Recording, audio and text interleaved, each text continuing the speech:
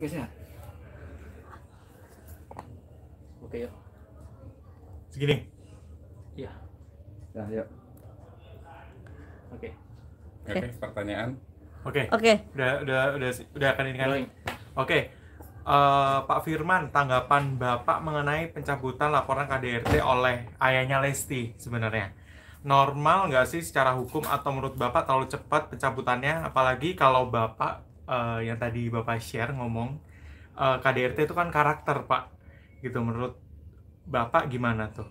Oke, kita lihat fundamentalnya ya, dasar hukumnya. Penghapusan kekerasan dalam rumah tangga itu masuk di Undang-Undang Nomor 23 Tahun 2004. Di sana jelas apa sih kekerasan dalam rumah tangga. Di situ jelas korbannya terutama perempuan kalimatnya. Kemudian ada 4 kekerasan dalam rumah tangga, mulai dari kekerasan fisik, kekerasan psikis, kemudian kekerasan seksual, dan penelantaran dalam rumah tangga. Kalau fisik harus dibuktikan dengan visum. Kalau psikis harus dibuktikan dengan asesmen dari psikolog atau psikiater. Kemudian kalau seksual berarti dari kedokteran. Kalau penelantaran dalam rumah tangga tidak diberikan nafkah oleh suami kepada istrinya. Itu boleh melakukan sebuah yang namanya laporan pidana ke kepolisian. Baik Polres, Polda, ataupun di Bareskrim Mabes Polri. Dan bisa dilapis dengan perdatanya, misalnya perbuatan melawan hukum atau mungkin perceraian. Artinya jelas di sana gamblang undang-undangnya itu menjelaskan ada 4 kekerasan. Kemudian di pasal 44 ada ayat 1, ayat 2, ayat 3. Ayat 1 itu kalau kekerasannya ringan, ancaman hukumannya hanya 5 tahun. Namun karena 5 tahun KUHP kita mewajibkan orang tersebut harus masuk ke penjara karena ada dugaan melarikan diri dan menghilangkan barang bukti. Ayat 2 adalah kekerasan yang sudah berat, ancaman hukumannya 10 tahun. Kemudian ayat 3, kekerasannya mengakibatkan korban meninggal dunia, ancamannya 15 tahun. Kemudian terkait dengan laporan polisi, sah-sah saja. Namanya laporan polisi, dicabut, dilanjutkan. Sepanjang ada 2 alat bukti, laporan polisi itu akan ditingkatkan melewati sebuah yang namanya gelar perkara dengan pengawasan penyidik, wasidik. Kalau alat bukti itu ada, ditingkatkan terlapor menjadi tersangka. Kalau 5 tahun langsung ditahan. Kemudian dalam perjalanan, si pelapor ingin mencabut misalnya. Saya jelaskan dulu, pelapor itu tidak harus korban. Bisa jadi orang tuanya, bisa jadi adiknya, bisa jadi kuasa hukumnya. Itu boleh menurut KUHP kita. Kemudian yang jadi korban masuk sebagai saksi korban. Jadi pelapor tidak harus korban, tapi boleh orang lain yang mengetahui kejadian tindak pidana tersebut. Bisa kuasa hukum, bisa orang tuanya, bisa ibunya, bisa bapaknya, bisa kakaknya ataupun adiknya. Kemudian ditetapkanlah jadi tersangka terlapor tersebut. Tiba-tiba pelapor ingin mencabut. Ada mekanisme yang harus dilalui. Pertama harus ada namanya akte perdamaian. Jadi pihak pertama, yang pasti pihak pertama adalah para pihak. Pihak kedua juga para pihak. Bisa orang tuanya, bisa korban, bisa tersangka. Misalnya pihak pertama adalah tersangka. Pihak kedua adalah korban. Di sana letterlock tuh sesuai dengan KUHP kita di hukum perikatan buku ketiga. Kalau memang sudah ditandatangani dan di situ ada klausula bakunya ditandatangani para pihak dan itu dasar untuk polisi membuat namanya SP3. Surat perintah penghentian penyidikan, tapi tentunya dicabut dulu laporannya oleh pelapor. Jadi mau sehari, mau 2 hari, mau seminggu, mau 3 minggu sah-sah saja. Karena polisi itu punya tupoksi penahanan selama 60 hari. 20 hari pertama, kalau kurang ada tambahan 40 hari sebelum dilimpahkan tahap 2 ke kejaksaan. Kalau Polres itu mitranya adalah Kejaksaan Negeri. Kalau Polda, mitranya adalah Kejaksaan Tinggi. Kalau Mabes, mitranya adalah Kejaksaan Agung. Karena ini adalah laporannya di Polres Jakarta Selatan, berarti mitra berikutnya tahap 2 adalah Kejaksaan Negeri Jakarta Selatan. Sebelum masuk tahap 2 harus segera dicabut. Kalau enggak udah susah lagi. Karena sudah masuk ke penegak hukum berikutnya namanya penuntutan. Jadi bebas saja, tidak ada satuan waktu. Mau setelah ditetapkan jadi tersangka langsung dicabut boleh. Mau 2 hari, mau 3 hari boleh. Tinggal polisi membuat namanya SP3. Oke, Bang, ketika dari pencabutan itu, apakah si tersangka bisa langsung keluar hari itu juga? SP3 itu kan harus ditandatangani dan Iya. melewati gelar perkara lagi. Oke. Gelar perkara untuk SP3.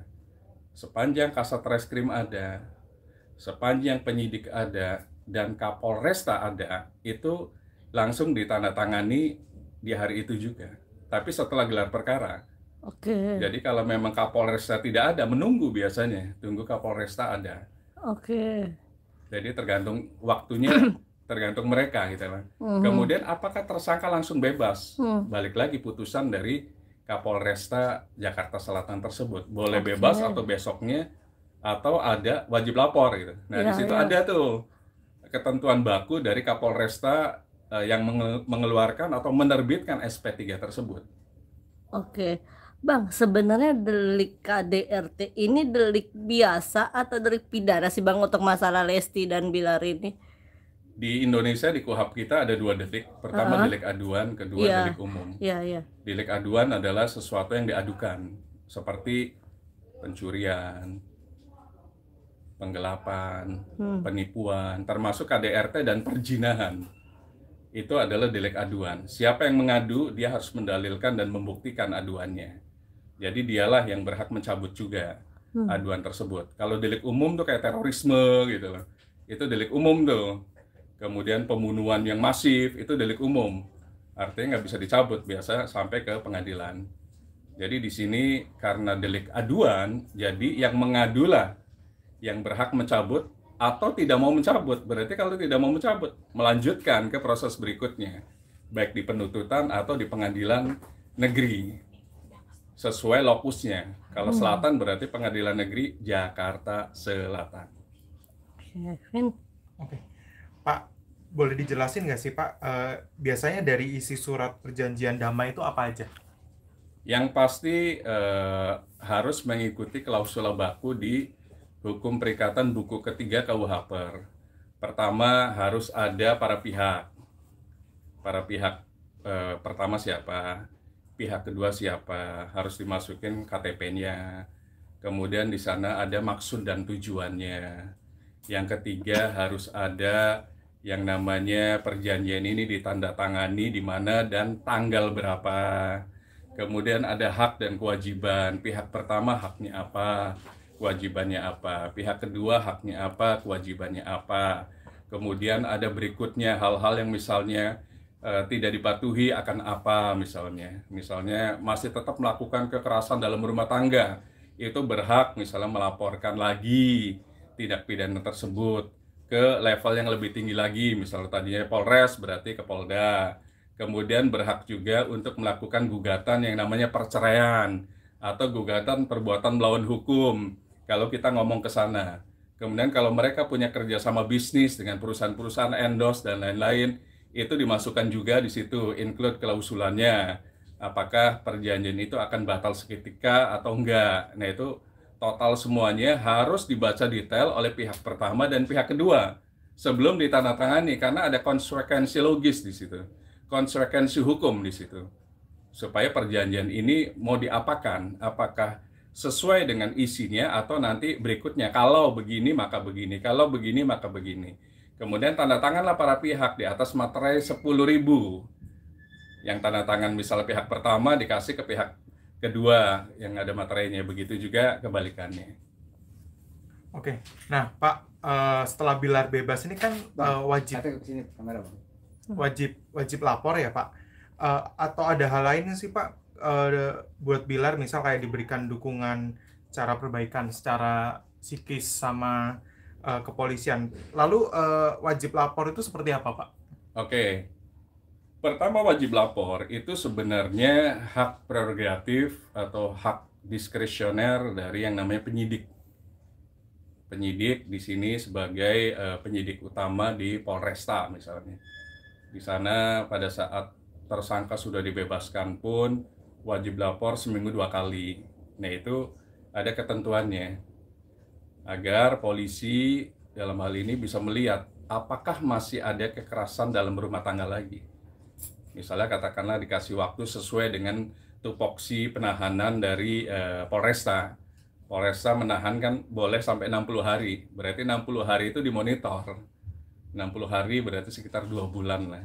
2 bulan dimonitor, masih ada kekerasan dalam rumah tangga lagi nggak yang dilakukan oleh tersangka. Kalau masih, ya berarti tersangka tidak kapok dan berhak dilaporkan kembali atau polisi diskresioner lagi mencabut SP3-nya misalnya.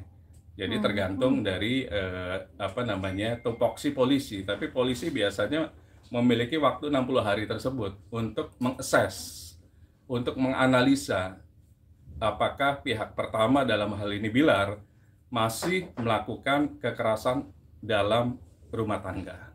Oh, berarti bisa dicabut ya Bang SP3-nya Mas Ito, dan Bilar bisa balik lagi ke Polres Selatan kalau dia masih melakukan kekerasan.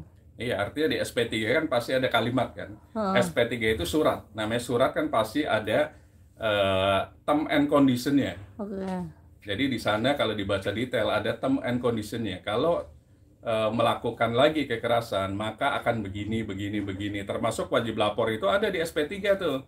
Wajib lapor, let's say misalnya seminggu 2 kali misalnya, atau seminggu 3 kali. Nah itu ada tuh kalau dilihat detail di SP3-nya. Baru tanda tangan Jakarta Selatan, tanda tangan Kombes siapa, dia Kapolresta Jakarta Selatan misalnya. Jadi jelas di sana seperti perjanjian juga. Kalau dilakukan lagi kan berarti melanggar SP3. Pilihannya itu atau dilaporkan kembali sebagai delik aduan baru oleh korban. Oke. Pak, jika Bilar nih melakukan KDRT kembali dan dilaporkan, apakah hukumannya yang didapat itu diperberat atau misal kayak dapat pasal berlapis gitu-gitu Pak? Kalau pasal berlapis tidak, yang pasti di Undang-Undang KDRT, Undang-Undang Nomor 23 Tahun 2004 itu jelas di pasal 44 ada ayat 1, ayat 2, ayat 3. Saya kemarin sebenarnya kalau bisa mengatakan mestinya di ayat 2. Karena apa? Karena itu kategorinya sudah berat. Membuat Lesti tidak bisa nyanyi lagi, nafkahnya hilang gitu.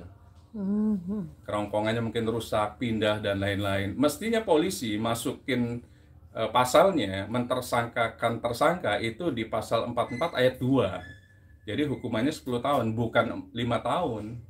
Kalau 5 tahun itu kekerasan dalam rumah tangga kategori ringan. Karena tidak apa-apa, ini kan katanya sudah geser menurut ahli kedokteran atau dokter gitu kan. Berarti apakah masih bisa nyanyi? Kalau nggak bisa nyanyi berarti kan sudah menghilangkan nafkahnya dari Lesti. Nah itu kategorinya sudah berat mestinya. Di ayat 2 mestinya masuk 10 tahun. Nah mungkin polisi akan melihat nih dalam 60 hari kemudian nih, apakah ada kekerasan rumah tangga lagi. Kalau memang ada, bisa jadi polisi akan mengambil ayat 2 dugaan kita. Karena sudah berkali-kali kan, berarti udah 2 kali. Kemudian betul menurut ahli kesehatan, kedokteran, kerongkongannya pindah gitu. Jadi nggak bisa nyanyi. Itu sudah kategori berat dan ancaman hukumannya 10 tahun. Oke, kalau boleh ngomongin pakar hukum yang lain Pak, pencabutan yang dijalanin sama Lesti itu pakai jalur hukum itu sebenarnya merugikan. Kalau menurut Bapak? Pakai jalur hukum merugikan karena ini jalur damai.